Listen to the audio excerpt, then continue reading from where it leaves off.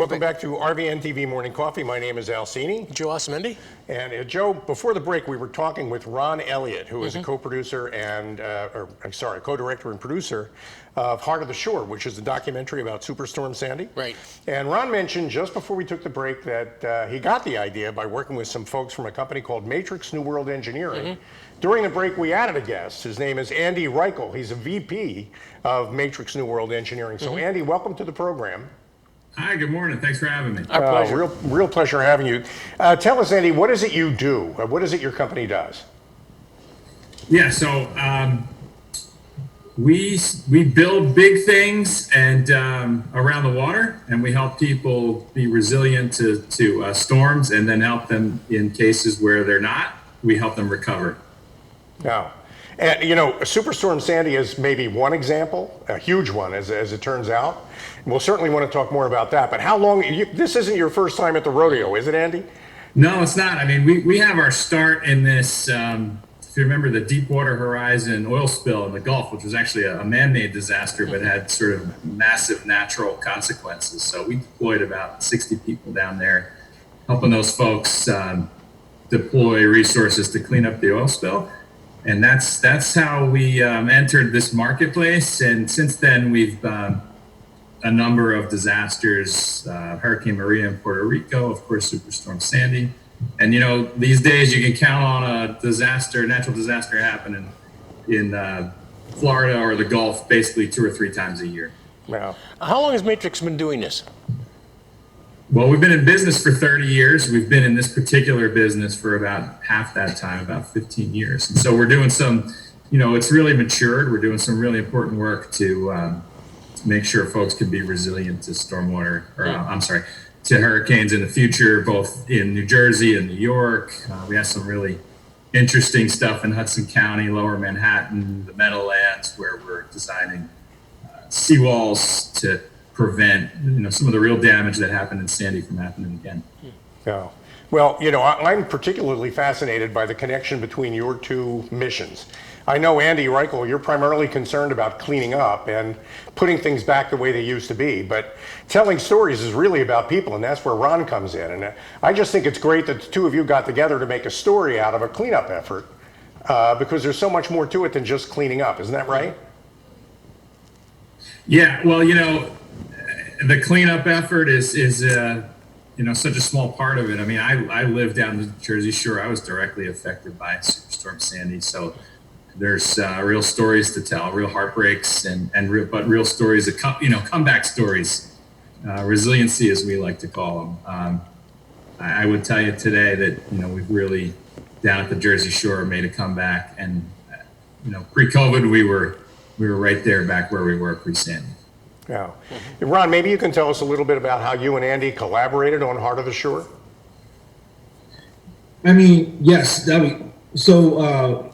And actually, it was Dennis Petrocelli who started this whole documentary, and Andy and his team. When we went down there, we were able to interview them actually in progress, actually working, doing some of their cleanup efforts. It was definitely for me to actually see these things in progress, to actually see them dredging out certain the canal, actually go in and actually help people was really an eye-opening experience to me, and to actually see, to connect the other nonprofits and the other organizations that really help everyone come back together.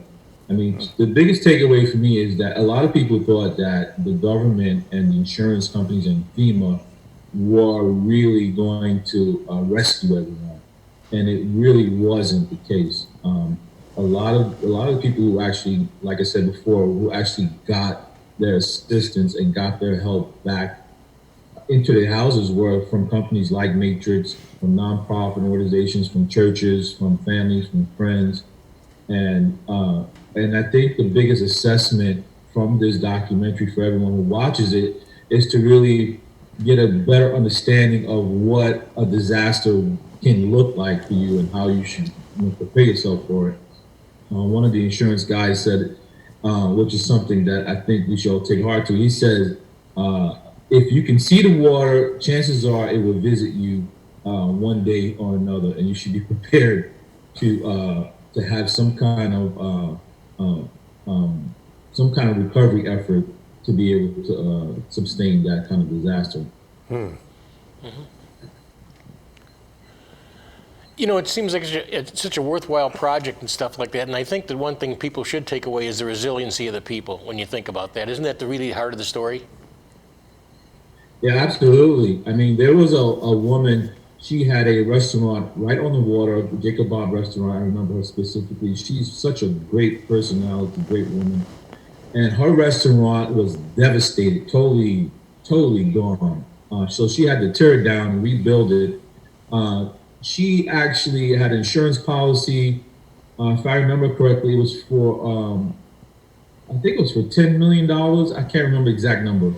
But to any event, by the time she settled out and the insurance company decided to pay her, she actually got, I believe it was $9 million or 9 something with a $10,000 deductible. So actually, when it's all said and done, she actually recovered maybe $10,000 for her whole property when she had an insurance policy for $1 million. Jeez. I may be incorrect in some of the numbers, but to any event, the point is that she didn't get anything for the rebuilding efforts of her business, which she actually thought she was covered for. And I think that's a heartbreaking thing, to spend all your time, your life, and your hard work on a business or your property and think you're covered, and to find out when disaster hits that you're not.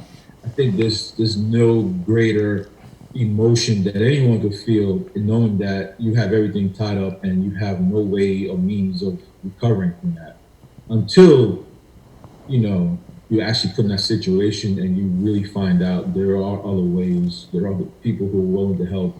And unfortunately, those are lessons that we learned the hard way. Wow.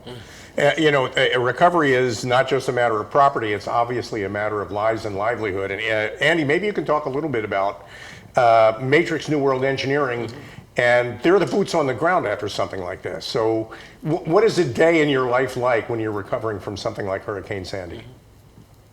Well, those are long days. They're not as long for the people that are directly affected, but certainly for us, they're long days. And Superstorm Sandy, we were originally out, within 24 hours, kind of in those instances, that was some real destruction. And we were in I call it the search and recovery mode. We were just identifying houses that need to be condemned, shutting off gas lines, things like that. But often we come in, a few months later.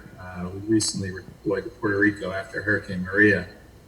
And an island like that gets all its lifeline is its ports. And so we were charged with getting their ports up and running, which was a really rewarding experience.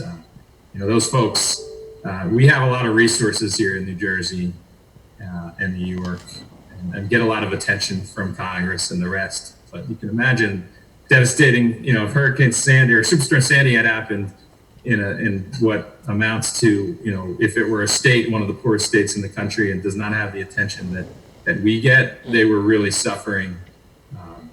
And so we were really, that was one of our most rewarding sort of disaster response assignments. Wow. Andy, now probably would be a good point. We're at a point where now maybe you can explain to our audience where they can go to learn more about Matrix New World Engineering and what you do. Sure. So it's matrixnewworld.com. We're on all the social platforms.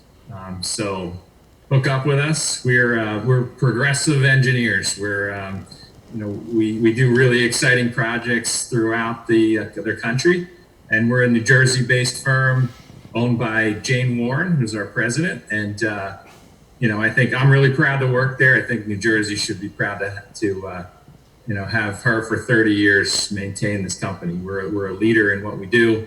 Like I said, 30 years under continuous ownership and growing the whole time.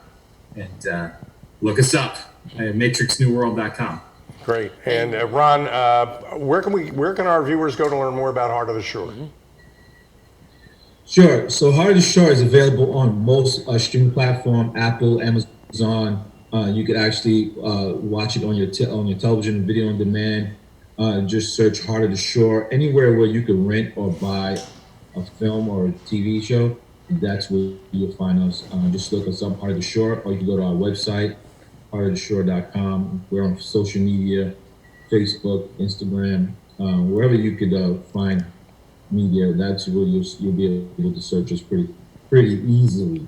I think you guys would definitely enjoy it, especially those that are in the Jersey Shore area. But I think anyone that is looking for a piece of, looking for a documentary that really would showcase the resiliency of what it's like to be a human being, the resiliency of family, community, companies, and anyone that has any kind of pulse or blood flowing through their veins, I think you really will get a great understanding of what it's like to rebuild. Wow. And to be able to have family and friends around you. Well, you guys have both given new meaning to the expression Jersey Proud, and I'm planning to watch Heart of the Shore this weekend.